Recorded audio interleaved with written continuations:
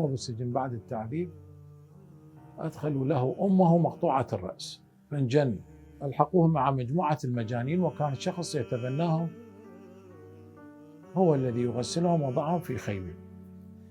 وشخص آخر كان طالب جامعي، فعندما في يوم من الأيام وكان يريد أن يتزوج أو خطب بنت من الجامعة، هذه البنت هم فيدية بعد أيام ما حضرت، فعرف أنه تم اعتقال العائلة، يسأل ابنية ماكو، فقالوا له تم اعتقالهم.